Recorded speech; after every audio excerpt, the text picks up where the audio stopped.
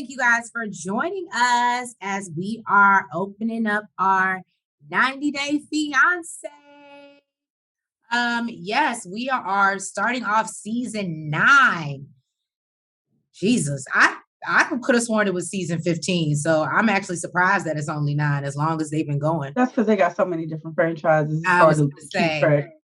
But yeah, so thank you guys. I'm excited to get into it, meet our new characters, see who's gonna be a repeat from one of the other franchises. And please forgive us, guys. Nels has been a little bit under the weather, so reviews will be a little bit delayed this week, but bear with us because you will get them. But yes, so thank you for joining us. Make sure that you hit the like button and subscribe. And let's get into it. Let's get shady, y'all.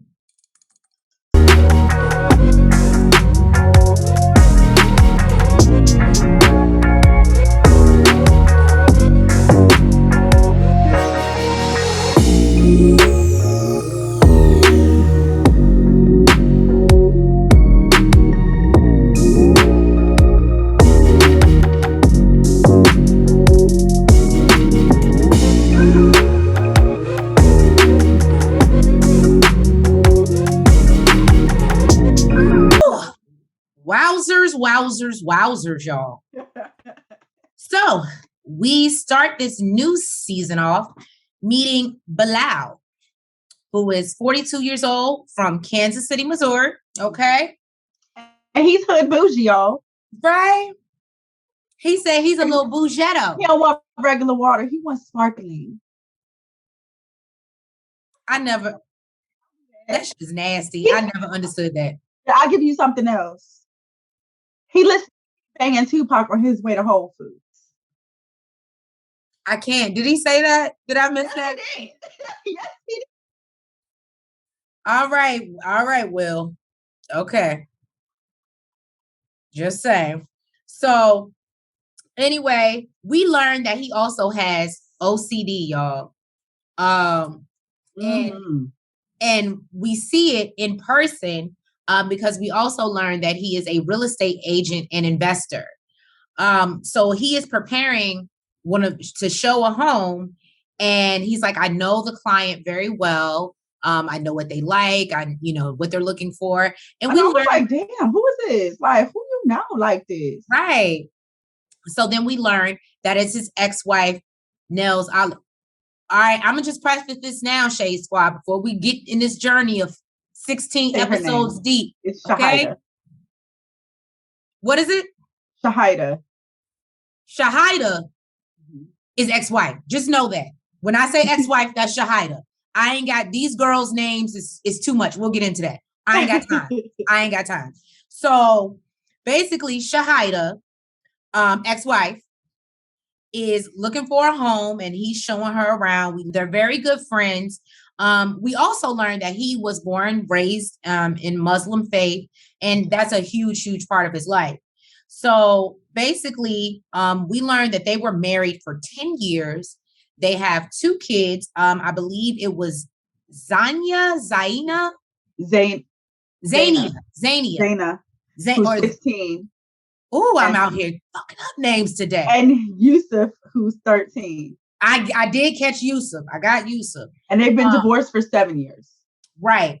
Been divorced for 7 years. Then we get introduced to his new love interest from overseas.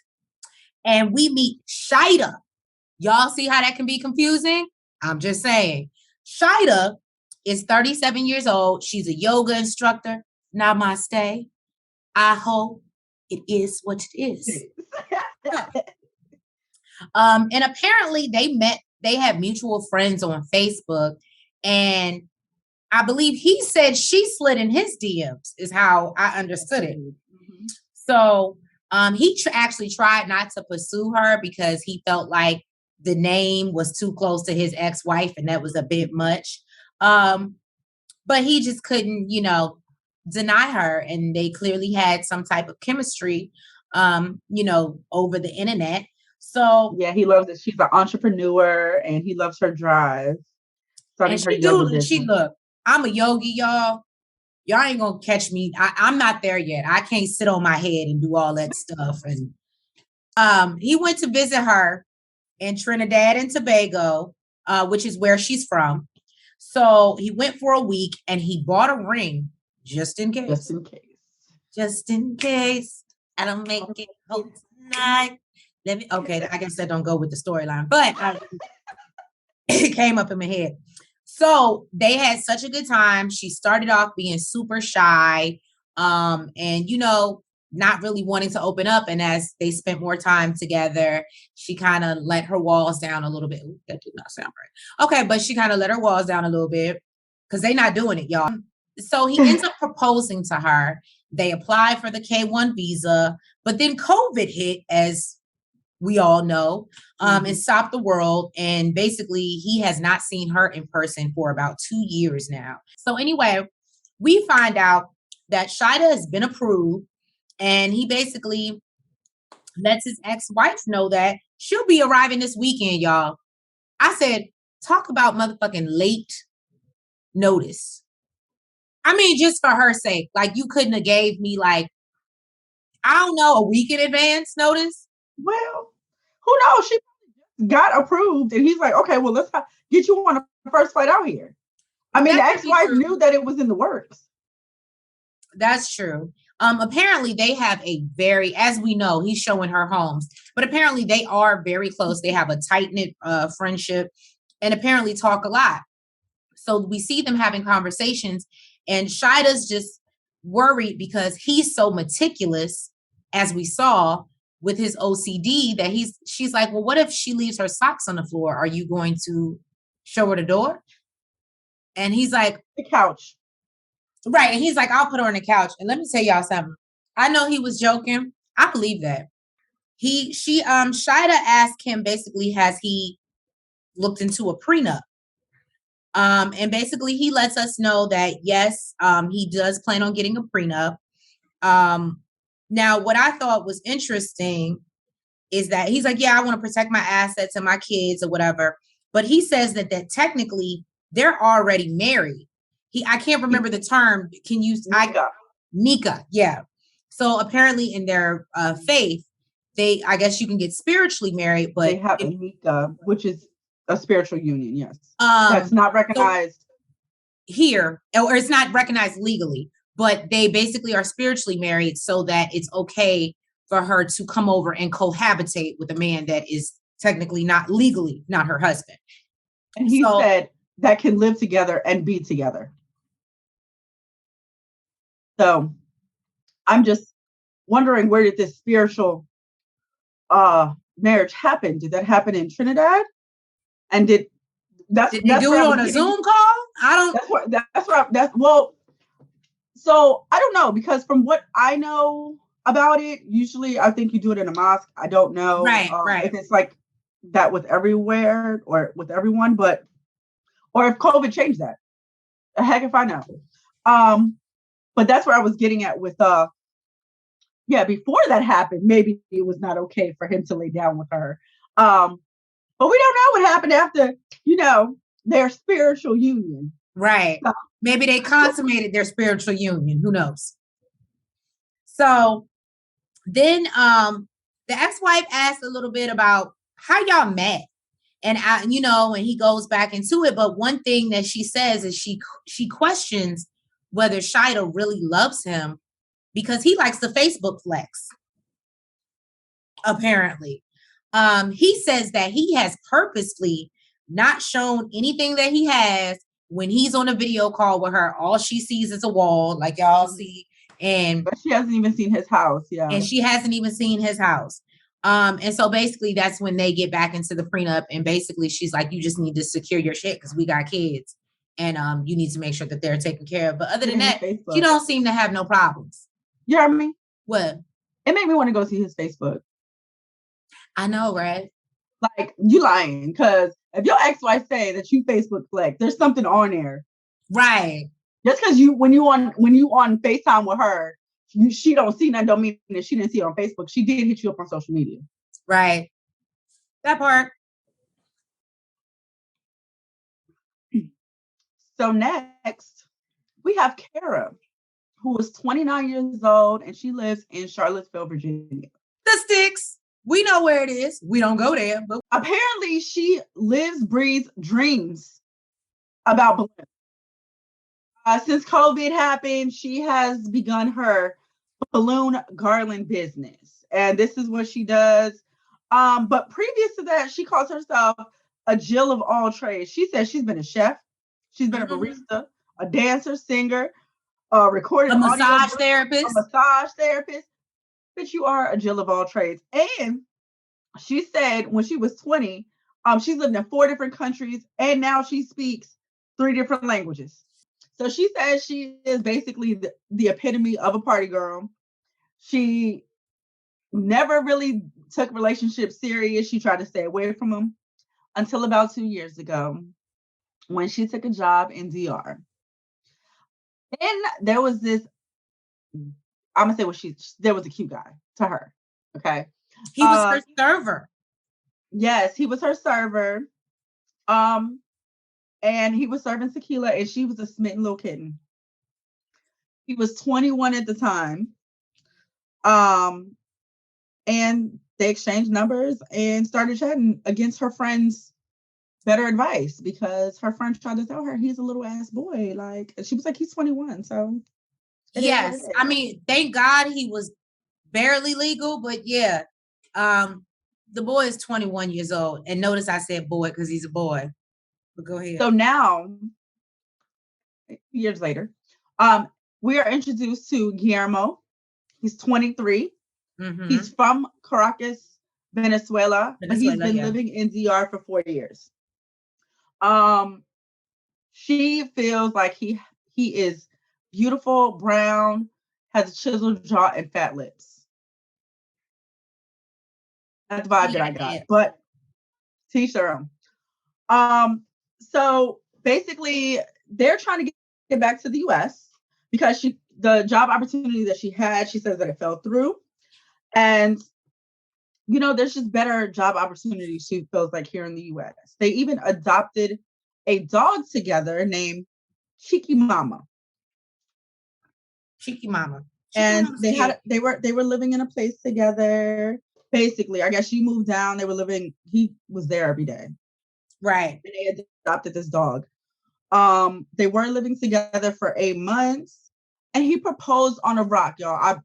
Let me say, it was beautiful. I was like, oh, I was like, because how did you get to? That means you had to swim to get to the rock. That's a lot of work. It was kind of middle of nowhere. Right. They had to swim to get to the rock, and then climb the rock. I was scared the ring was gonna fall off. I'm just saying, but you know, I ain't mad at it. Look. Anyways, if that's how you got to get the ring, then maybe I need to be willing to climb some rocks. Okay.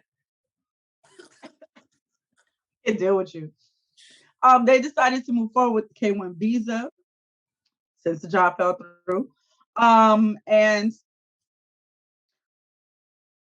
you know, I guess they had like a month before his K-1 interview, and then of course, then COVID happened. Mm-hmm. And now it's been a year, and he's finally been approved.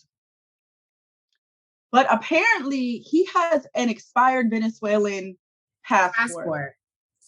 Which I guess he's nervous about going through the airport with, because there would be issues. But she's saying that the U.S. has a deal with Venezuela that he can still use that passport if it's for visa purposes only. But because of her concern, she says that she is going there to escort him, like she the TSA, yeah. Like she exactly, because she does feel like the airline. She's like, basically, what airline is going to let you check in with an expired passport? So I don't know what she's going to do, but she feels like, you know, whatever privilege she has, it will help. I was going to say, because that's what that is. That's, you feel like you're going to use your privilege and get him. Yeah. Damn, that was a good one. Then we realized that basically what she's doing she basically tells us that because he's so young, she's not sure if he's really ready to get married. He says he is, but she's concerned because, you know, he talks about really missing his friends, and she's scared that when he gets to Charlottesville, which she should be, he's going to be bored as all get out. And yeah, no, basically she had to do all the K1 visa paperwork on her own, or it wouldn't have gotten done. So she just feels like he's not taking it as serious. And where's the flags? Where's the flags? And I actually like her. I actually like her energy. This is probably going to be, unless she messed it up, right? Red flag. I like her. I can't speak for Guillermo yet, but Guillermo. Another one. We're gonna call him Gil. Okay. So I personally feel like you shouldn't be trying to bring his young ass over here. You want to bet? I mean, you got the dog.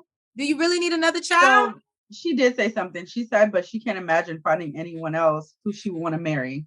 So after being a party girl, never taking any relationship seriously, yeah. You know, I don't know. I feel kind of bad for her. I can understand why she's like so hell-bent on this one. I get it. I guess you fall in love with the tequila man. I guess it's a break. Well, y'all, we meet our newest character, because that's exactly what he is. He's a character, y'all.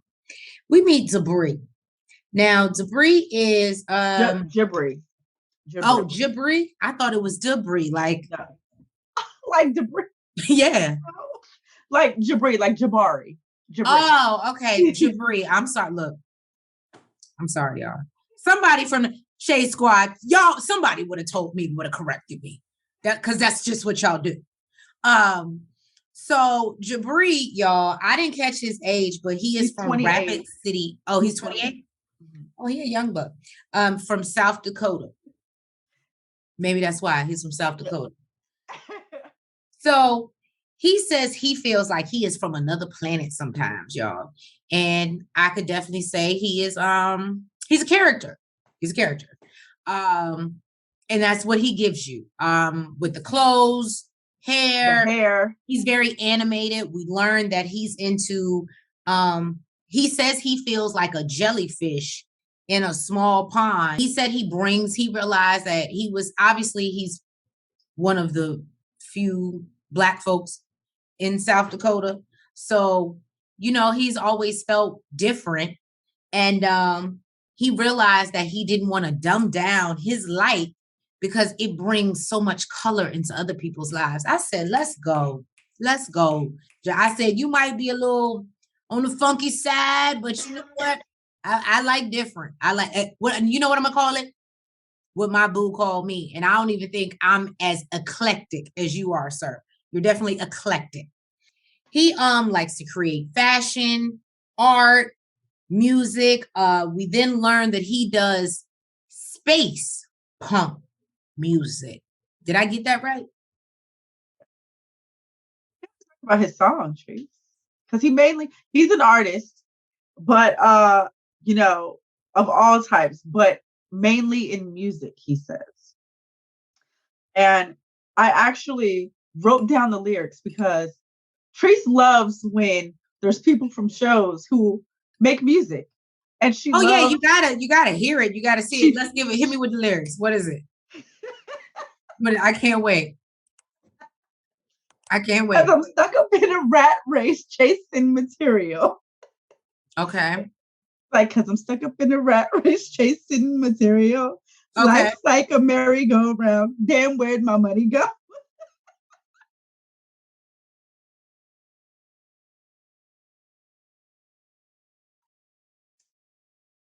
Is that available on Spotify, or where is anybody listening to that? I told Nels off camera, I said, well, you know, space punk. At first, I was like, maybe he means like a Jamiroquai, you know, future, virtual insanity. Like, I thought it was something like that. No, this is like Jamiroquai on like acid. This is like Molly. Like, this is some other shit. I don't know if his song that he made is space punk. What he said was he's the front man for a band named the Black Serbs, who created space punk. So what I'm thinking is, so maybe space punk is popping in Serbia. Yeah, I think that's separate from what he does. I'm thinking. Okay. Because no, they played his song and then they played the Black Serb full song. Circle. We're going full circle. Okay. I'm here for it. And he was introduced to Serbia, apparently from his friend David. Who took him there when he was much younger. He says that it changed his life. Like he's been there over 10 times. He said he loves Serbia. He loves the culture. He loves the food. He loves the women. He said that they are beautiful. And he was also adamant about not being in a relationship or not hooking up with anyone. And that is when he met Miona. Miona is from Niš, Serbia. And she's beautiful. She is amazing. Y'all. Yeah, she's amazing. I just feel like if you won't go and do all this, she better be bad. He or she better be that mother, okay? Yeah, she's beautiful. He said when he first met her, as funny as it may sound, that she gave him butterflies. And he feels like that's his soulmate. They got engaged in Thailand, which is this picture is even more beautiful than the last one. Right. They're like, I don't know, like he's wearing red, she's wearing yellow. He says she is the mustard to my ketchup. I said, okay, bro, you got me now. You got me. Okay. That was cute. So he says that he left home at 17 and he's lived in various places in the US. But he ended up in Los Angeles. So, but yes, people are free in LA. They kind of do what they want, dress how they want, do their hair how they want. So it does explain so much when knowing he's from South Dakota. He went to LA and got a little flavor to him, right? Exactly. So he says that, actively his band is not traveling. They spent a lot of money on travel. And right now, they're going through the K-1 visa process. So in order to save money, he moved back home with his parents. He says his mom is a strong therapist, strong-minded, biracial therapist from Rapids, South Dakota. And she does not play no games, but she is his superhero. He also says that his biological parents had him when they were super young, but his dad wasn't really in his life in the earlier years. So he has had a stepdad since the age of 6 named Brian. And that's who he thinks of as his dad. Brian looks like he's cool. He seems mild-mannered. But given that his mom, I guess, don't play no games, he is trying to talk to them and, wants Miona to feel welcome there. And his mama goes, but this is my house. So know that when she come here, this is my house, right? So we're going to sit y'all down and there's going to be some rules. And he's like laughing, like thinking it's funny, like, ha ha, kiki, and well, I won't knock the walls out while y'all here. No. So I didn't even catch the part where he said biracial. I didn't know she was biracial. I didn't either. Especially with the way that, I don't know, like the way she comes across, I had no idea. I thought she was just super light-skinned, but a Black woman. Right. Because she's like, I don't play that shit.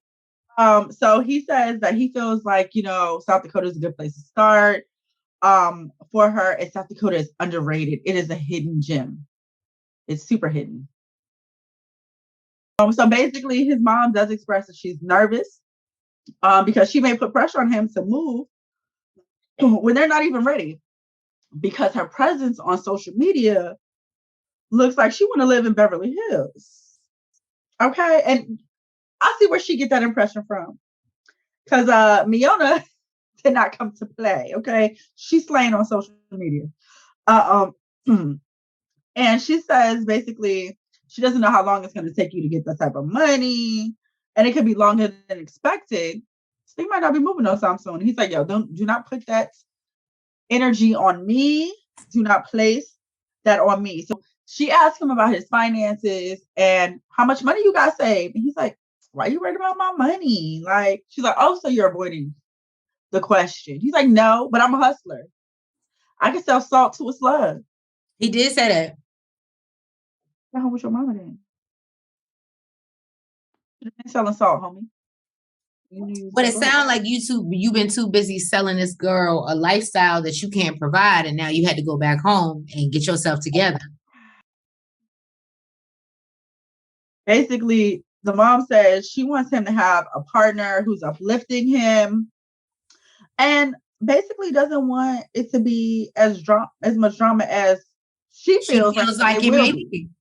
And she's a therapist, so she clearly getting that vibe, and I don't think she's wrong. His mom lets him know that they have expectations for when she gets there, and so don't be screwing in my house. And he's like, well, basically, like, I mean, I think she'll be fine about it as long as you're not like militant about it. And mom and dad just kind of looked at him like, Brian is actually concerned as well. He says, he's worried that 3 people with 3 strong personalities living in the same household might be a little nerve-wracking. And Brian, I think you on to something. Mm-hmm. Now, Jabri also has some concerns because he says that most of the time they spent was basically like the honeymoon phase, and they were on vacation the entire time. So living together, well, being together every single day in a country that's not hers and living with his parents, he thinks could potentially bring on some conflict. And not even that, he already said she's hot-tempered. How does he know that?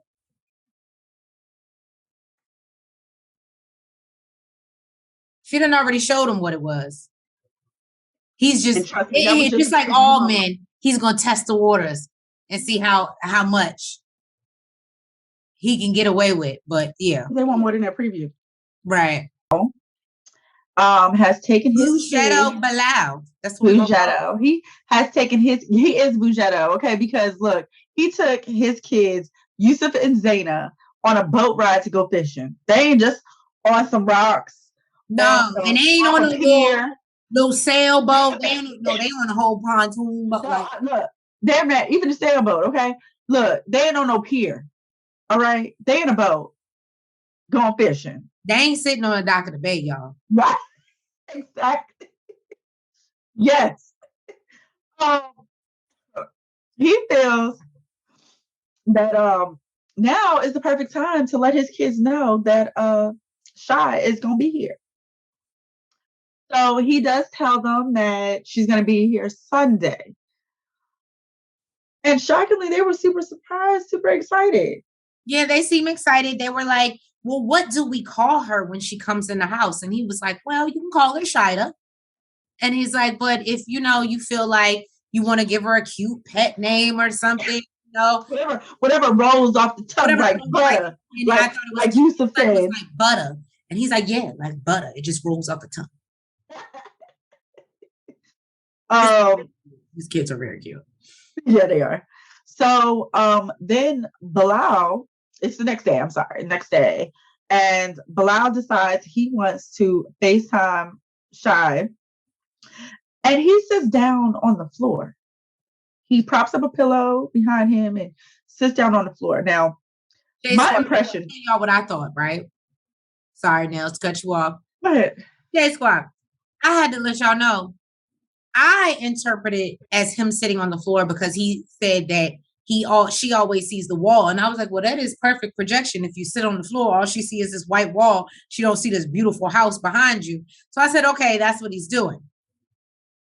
Nels, would you like to tell them what he was doing? Because I was like, damn, is he that crazy? Go ahead. So I felt that regardless whether you're sitting on the wall, sitting on the couch, they're both aligned against the same wall. You would still see the wall. My impression of what he was doing by sitting on the floor is so that he does not mess up his perfectly made up couch. Okay, his couch is the squares The cushions are perfectly, seriously, it looks like nobody has set their ass on that couch. Seriously. It is perfectly, like, it's just perfect. It looks like it's still, like, no one's ever sat on it. There is creases in the pillows. Okay. And he does not want that shit fucked up. And the fact that she said that she always sees the same white wall. Okay. Because she complained about it.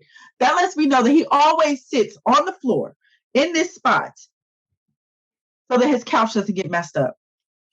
Now that for real, that is not mild OCD, sir. That is aggressive. Mild. Let me tell you something. I love a clean dude. But that's a bit. I can't sit on a couch that we bought. So she does complain about the fact that she only sees this wall behind him, and he's like, "Oh, it's not a big deal. You're gonna see it in person. You're gonna see my house." He's like, she's like, "I'm ready to stop playing hide and seek. This is some bull."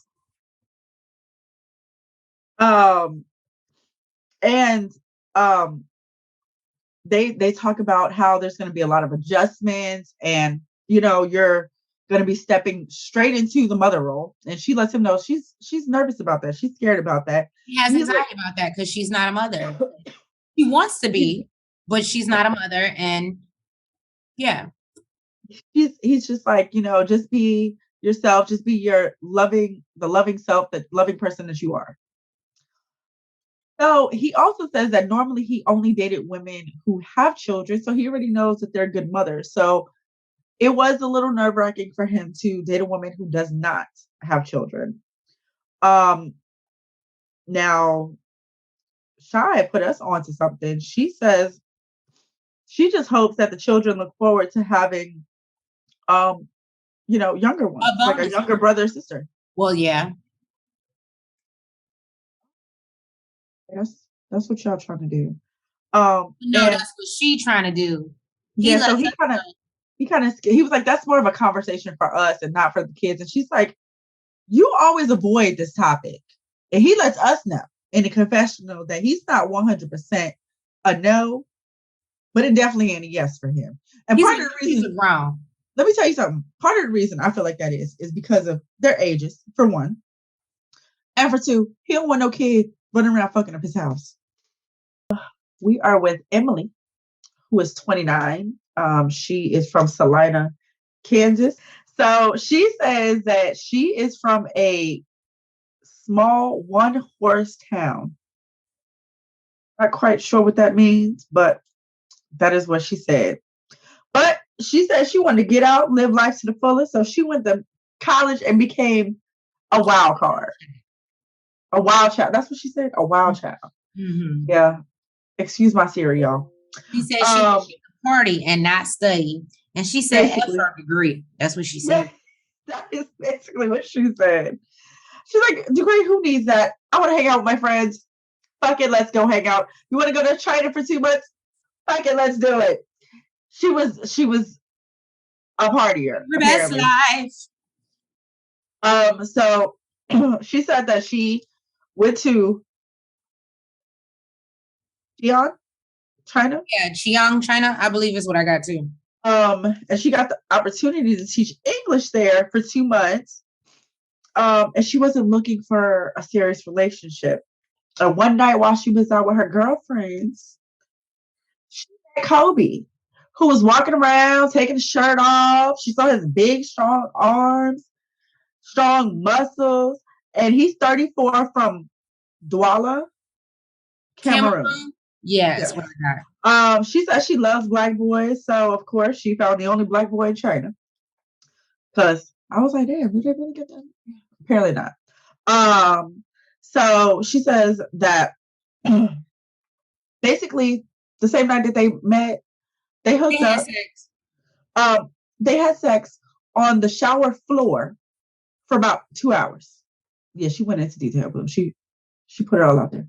How did I miss this? I actually repeated it. I don't know how you missed it. I repeated it when she said it. I must have been eating my spaghetti. Lord Jesus. Because I didn't catch that. You gotta do it. So chew. That's what it was. This heifer said I must have been eating my spaghetti. That shrimp spaghetti. Yeah, I'm just saying. But yes, it was going down for a whole 2 hours on the shower floor. Okay. Bam. So she says that she expected it to just be a one night stand, and it got more serious than she thought. It got serious very quickly. Yes, he proposed to her after 4 weeks. And then we see she got pregnant. So his proposal was right on because yeah. She was worried about his response, but he was ecstatic.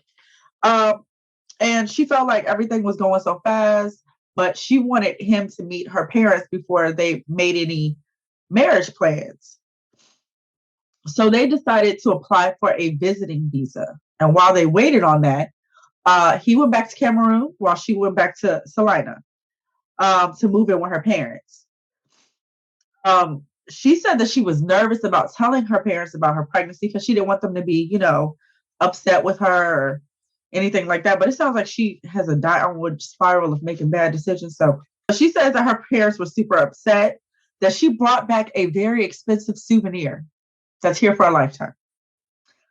I don't know why I thought it was so funny that she called it that, called her baby that. And but the baby is damn adorable. Yeah, that baby. Look, I am over here just twitching. I got baby fever so bad. That baby is adorable. I'm just saying that baby. I got no baby fever, but the baby is cute. He's super cute.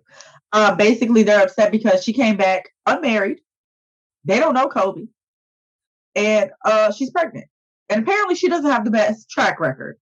She says that in her earlier 20s, her self-worth was not all that great. So she was just out here just giving it up.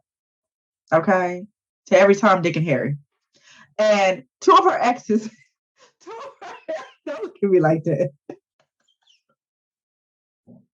How did I miss that? You didn't say Tom, Dick, and Harry. I'm saying Tom, Dick, and Harry. Oh, okay. I was like, she said that? I can't. I was like, did I miss that too? Well, she did say that she would just hook up. Okay. That her self-worth was not that great, so she would just hook up with guys. It's the same thing. But go ahead. She says that I guess she basically says why her mom feels that way. She says two of her exes are now incarcerated, so I guess that's why her mom feels that way. Also, the week before her due date, she found out that Kobe's visiting visa got denied. So she was super emotional, and she had to give birth to her son alone without Kobe. But once he was born, they decided to go ahead and apply for the K-1 visa. And then, of course, COVID hit. Everybody's issue on this show is COVID. Okay? And we know. So that means they've been dying to get on the show. They was probably put on hold because of COVID. I'm just saying. So basically, she says then she thought that he would be here by his first birthday, but they weren't processing any visas. So it's been 2 years since since she's seen Kobe. And now, what's it, Coben? I think the baby's name is Coben. Coben is now 17 months, and he's never met his dad in person. Oh. But it is finally approved, y'all. It's finally approved. They get on FaceTime, and I think it's so cute because Coben recognizes his daddy. I mean, even though he's never met him in person, he's like, Daddy. And what's his boy name? Kobe? Yes. Kobe. So Kobe is asking her, like, oh, are you gonna cry when you see me? I think you're gonna cry because you're emotional. She's like, why you think why you think I'm a pump like that? Like, I'm not about to cry. But she does say that she is super nervous because she looks totally different. She's not a partier like they used to be. They used to go to hang out all the time. She used to go to the gym every day. But now, she's a mom. She don't party like that. She looks totally different than she did before. Yeah, she has a mom bod. And she's worried that he won't be attracted to her anymore. But I think he can tell, like, from her face that she's changed. Right, that she's gained a little. But that's, girl, bye. It all happens, and it ain't like she breastfeeding. It'll only be a matter of time before she be. Oh, is she breastfeeding? Yes, but that's why she said I gotta go feed him. Oh, okay. She's still breastfeeding, so that won't. I don't think that's gonna stay. So we see Jabri is not too good to get out and mow his mama's lawn with his shirt off, flexing the pecs.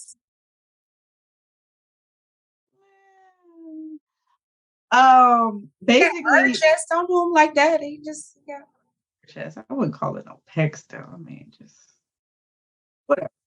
Okay. So he says that he feels like he is back to 16-year-old Bree.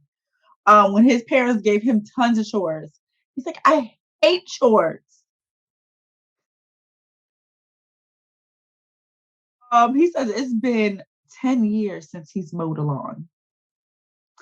He cannot get this lawnmower to work. Okay. He costs age. We can't get those things, and at least have a riding lawnmower. But I guess they don't have that much lawn. I don't know. I didn't think they had that much lawn. He even tries to call his dad to help him figure out how to mow it, but he probably just don't remember since it's been 10 years since he's done it. But he says that, he loves his parents, he respects them, and most of the advice that they give. Can I just say, if you don't get anything else from me, was it Jabri? Uh-huh. If he doesn't get anything else, and Shade Squad, you tell me what you think. But y'all clearly is into the 90-day franchise, because that's just what y'all do. So my whole thing is, I don't think that we've seen any other person be so respectful of their parents when they've had to come in. I always think that they expect, like, you have to make it comfortable for the person that I'm bringing over, even though it's your house and I'm living with you and you helping me. And so I'm just happy that we have somebody with some sense. Well, he already told us that his mama don't play that. Right. He already know who he dealing with. I'm happy that, and not saying TLC isn't realistic, but like, we're getting to a more realistic where, like, we see somebody appreciate his parents and what they're offering him, so he can even be in this position to get this girl over here. So basically he says that he's really hoping that, what's this girl name? Miona. Can really grow to appreciate South Dakota. So he calls her on FaceTime and he tells her she looking like a sexy zebra. She got a cute little zebra little outfit on. She was looking cute. She's always that's one Miona. Yes. And looking at her on FaceTime, she really does look like she want to live in Beverly Hills. Okay. So she's clearly out shopping. She says she's about to spend all her money, and he tells her, no, don't do that. You need to save some. And he lets us know that she's super smart when it comes to making money, but not spending it. And he's worried because he can't provide that Kardashian lifestyle. But we also learned, and this is what I thought was very controversial, but we also learned right now it seemed like his financial situation is a little rocky. So what you can't do is tell me how, and I get it, we're supposed to be a unit, and he talks about that. She always says I instead of we, but I'm gonna need you to have it together before you start telling me how to spend my ends. That's all I'm saying. So she lets him know she's excited, but also a little bit nervous for when she comes. And he, oh, you excited to come here? She's like, well, I would rather, like, I'm more excited to see like New York or LA than like South Dakota.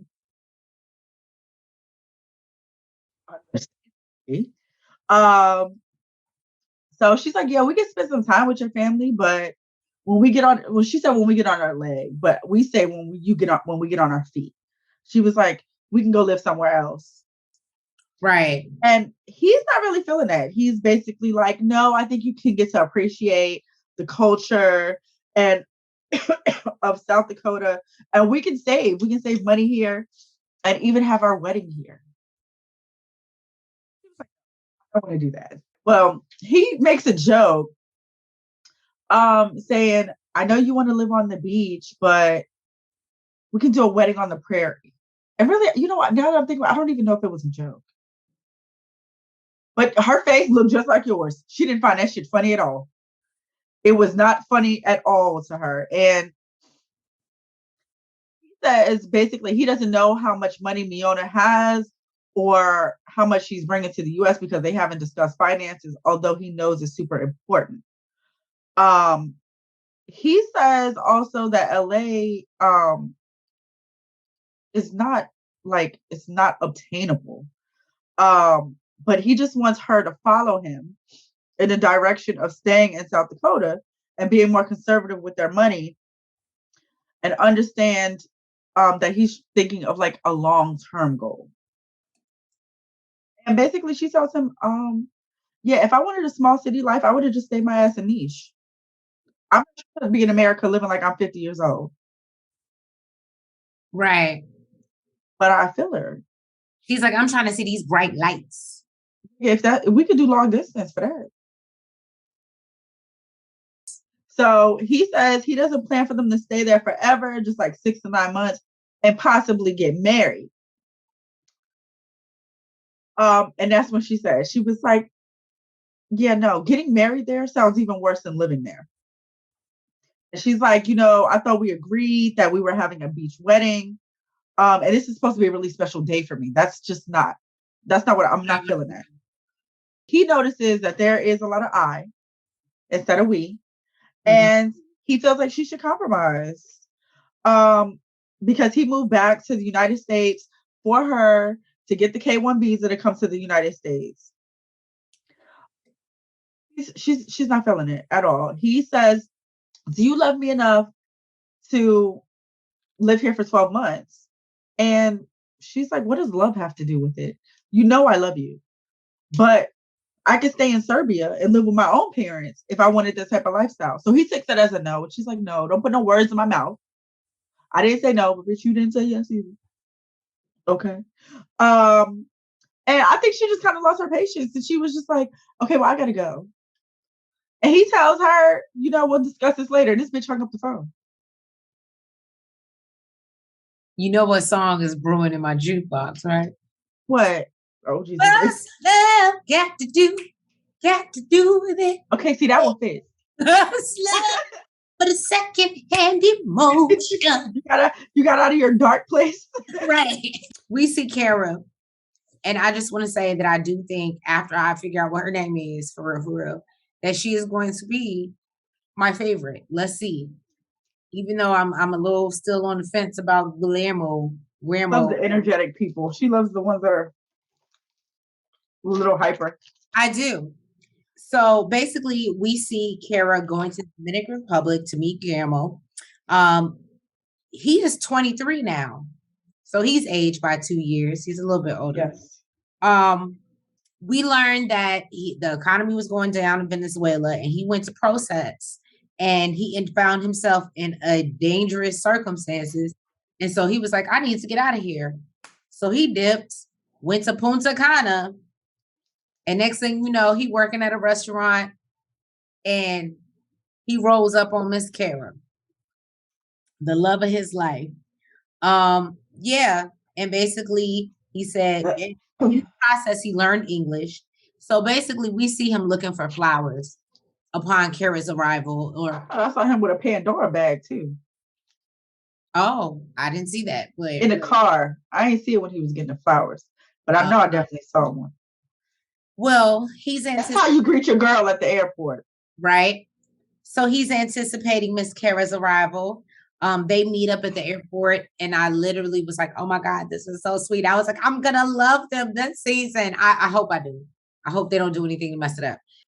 She finally gets to Dominican Republic, and they are just embraced and in love. They're so happy to see each other. They haven't seen each other in a year. She starts crying. Yo, I almost cried. Guillermo lets us know that he is concerned. He feels like he would rather go through the airport with drugs than to go through with an expired passport. Because that all his friends tell him about the issues and trouble with immigration. So, but again, let's hope our girl uses her privilege in the right way. I ain't mad at it. When it comes in handy, use it, right? So let's just see. But I think they're very cute, and I'm rooting for them right now. You're rooting for them. I'm rooting for you. Emily is helping prepare dinner with her family. She's nervous, about Kobe coming to move with her entire family because it ain't just her. It's like the mama, the daddy, the sister, her, the baby. And she says that it's 5 adults for 1 bathroom. Now, God might be able to do it. Where do you be catching this? I missed that. Are you serious? You didn't catch that? I did not catch that, but go ahead. Let me say something. A guy might be able to do it, but I don't know the women in the house can. I'd have been kicking some motherfuckers out of my house. Okay. That ain't gonna basically, she's saying like she really didn't care what her parents thought about her dating history when she was younger, but she cares now. And she ideally she would have liked for them to meet him before she got pregnant or engaged, I guess, for that matter. So Emily's dad says that he doesn't really have much to go off on for Kobe on the type of person he is, because they really only spoke on the phone. But like we said, she is the wild child, and he said she's the wildest of all their children, and she doesn't have the best track record. It's terrible when your parents is up here talking about you like this. Sister said something too. Emily, I don't know. This it don't seem like you should be on this show. You're not making yourself bright. You're not making yourself seem bright in this light. Okay. Her sister says she's the level-headed one, and she never really thought Kobe was going to be a thing because her sister get around. So she thought round and round.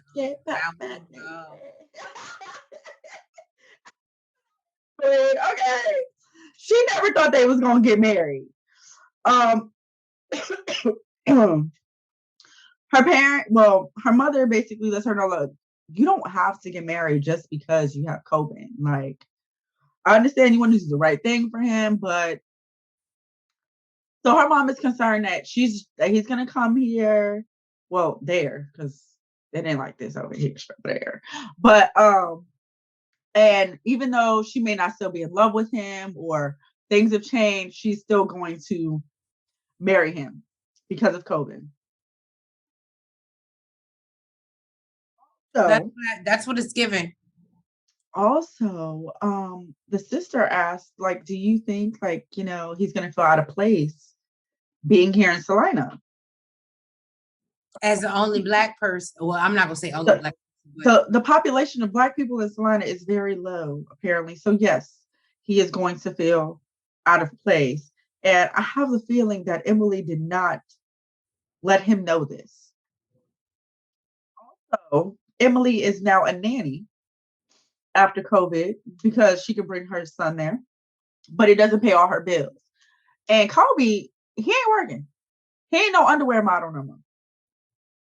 But we do find out that he has opened a cafe in Cameroon.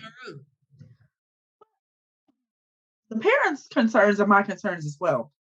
If he's supposed to be moving here, why the hell you open a cafe in Cameroon? So now the daddy is concerned because he's like, I'm supposed to be taking care of y'all for 6 months. Oh, and tells her, look, if I gotta do this, you better not get pregnant. Okay. But he's concerned because he feels like Kobe don't know how to make money. And that's gonna be a huge problem. So he's like, look, I got 90 days to fill this man out. And but I'm gonna be able to see bullshit walking through the door. Exactly. So I'm gonna be able to tell if he can support you or not. That's gonna be an issue. Miona is coming in 3 days. So we see Jabri, he's setting some stuff up in the room, like getting some clothes racks together or whatever, because he knows she got a lot of clothes, and that was sweet and thoughtful. To donate some stuff, but he knows she like nice things. I ain't mad at it. So basically, his mom sits down, and we found out her name, Mahala. So Mahala sits down to have a conversation with her son, and she's like, I'm just a little concerned because, you know, we're all going to be living together. I want to be respected in my home. And basically, we need to talk about the way that she dresses. Like, because based off of what we've seen on the internet, Facebook, and whatever, she's out here half naked half the time. And she ain't going to be walking around my house and my husband half naked. That's just not going to happen. So Jabri is a little bit appalled because he's like, well, hold up. This is the same feminist woman who went to nude beaches with my grandmother who grew up in Portland, Oregon. And now all of a sudden she's Miss Clutch the Pearls when she sees a want me to control what my woman is wearing. Right. So he feels some type of way. So I was like, ooh, already it started to be some tension. Well, he didn't say that to her. He said it to us. He said in the confessional, but he said it to her. But already we can tell it's some like mother-son tension, right? So then she talks about like just being able to communicate, and she asks about how their communication is going. He basically tells her that, you know, when it's good, it's good, and when it's not, it's not, you know. And she's like, well, when she called you stupid the other day when you guys were on a call, and I don't think I'm ever going to be okay with her calling me stupid in front of me. I hope she doesn't call you stupid. She said, you hope. Hope called me stupid. Hope? He said, well, I mean, you know, that's how they speak in Europe. When he said it's Eastern Balkan Europe or some shit like that he said. And she's like, yeah, I understand that they're very direct, as am I. Eastern European way of speaking. Like, no, I get that they're direct, because so am I. But you're about to disrespect me. Right. Okay? And so you're about to insult me. Lets him know that they're going to talk about expectation and responsibilities when she gets in there. And can I tell y'all something? I'm not trying to prejudge nobody. I'm not, you know, we hear people can change and evolve, and she might end up being one of my favorite characters at the end. But what I can tell you is I don't think Miss Girl is here for no responsibilities in no household and cleaning up nobody else's house that she don't want to be in nowhere. I can almost guarantee you that. So his mother basically says, like, we're a close family, and I just want to make sure that if you marry this girl, we're going to stay a close family. And he's like, but you said if. Like, well, you got 90 days to think about it, don't you? Well, so we are at Bilal's house. And he fixing the couch that don't nobody sit on. Nice uncreased pillows. Like, he makes the creases in them. Yeah. He fixing the couch that nobody sits on. Literally, this is a model home. And he says that his OCD is kicking in a little bit. This is coming from the same person that called it mild OCD. Okay. He wants things to be perfect for when she gets there, so she knows where she's living, and it's amazing. Then his sister comes to the door, Nefertari. Yeah. Nefertari. She brought welcome balloons. Sweet. Yeah, she flew in to meet Shy, which I thought was super dope. I was like, wow. Because he has siblings, but apparently they live all over, and she flew there to meet Shy. She says, you know, he hasn't really opened up himself to meet anyone. And because of that, she's very protective, and she's hoping that Shy is the one. Now, she's asking him about, you know, previous past relationship. She's like, she's 37. Like, I know she's never been married, but has she been close? Been like, in a long term, like, has she ever been engaged? And he's like, yeah, she's been engaged twice. But I didn't pry and find out. She's like, no, boy, you need to pry. You need to find out what's going on. So she feels like it's a red flag that she's 37, never been married. She's never been out on her own. And she says it heightens her sentences. Jesus Christ, I can't even speak. It heightens her senses knowing that she was engaged twice and didn't even go through with it. Jesus Christ, I can't speak. You gave her a third time off. Damn. Speak it into existence. She says it's hard to see him go through this pain of the divorce, that it was hard to see him go through the pain of the divorce and doesn't want it to happen again. So when he was talking about, it's hard when a person wakes up one day and they just decide that they're not in love with you anymore. Clearly, no. Like that sister. It was Shahida, and it wasn't Bilal. She even got teary-eyed, talking about that, he's very kind, and it was hard to see him brokenhearted. Basically, it almost made me want to cry, y'all. He says just make sure y'all like and subscribe, because by episode 15, she's still gonna be pulling for Bilal and his bullshit. Go ahead. Don't come for me. So he says that they're not immediately going back to the home. She won't see the gifts the first day that she comes. They are going to go to his childhood home, and he's going to pick her up from the airport in his work van. He's doing this to make sure, that he said as a prank, because he hopes she finds it funny and he hopes it doesn't backfire. But he also wants to know, if she's willing to help build something versus just coming to something that's already been established. And I think part of this has to do with I don't know. I know I'm excited about this season. After seeing the upcoming preview, she's excited. Okay, she's excited, and you know what? From the looks of it, because sometimes TLC be having us off the trail a little bit, but from the previews, it don't look like Shy really passed the test. It looked like she was a little turned off by the house, and I don't know. Shy got sent in an Uber home, apparently. He didn't get. Looked like she got sent. He said it that he would pull over and you'll be riding the rest of the way home in an Uber. And then it looked like an Uber pulled up. It looked like Shy had to make her way home.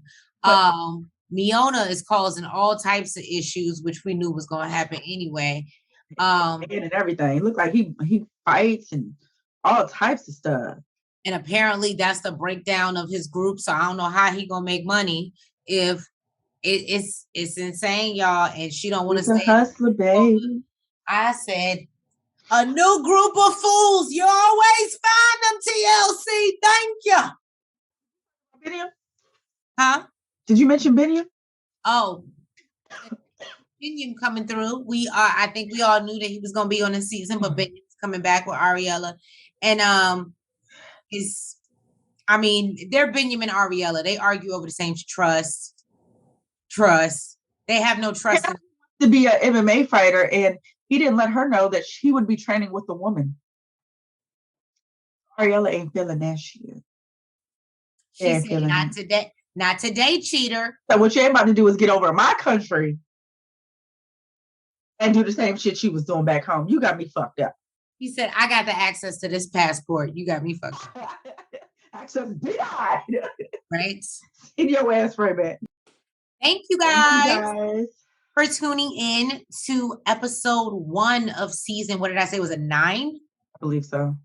Of 90 Day Fiancé. And for bearing with me and my sniffles and my coughing. Her sniffles and her coughs. But we thank you guys. And this is how much we love you.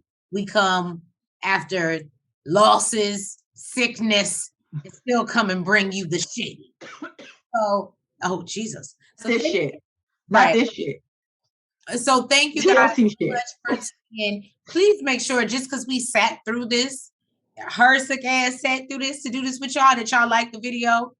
And subscribe. And you hit the notification bell. And you comment. Right. And yes, make sure you're following us on all platforms. Like I said, poor girl's going through it. So the reviews will be coming in a little bit more slow this week, but we'll pick it back up. But thank you guys for tuning in, and we will catch you for another review next Sunday, or by the time y'all get it next Monday, Tuesday. You know how it works. But love you guys. Mwah. Have a great evening. Right. Front, back, side to side. Make sure you go like and subscribe. Front, back, side to side. Make sure you go like and subscribe. Hey!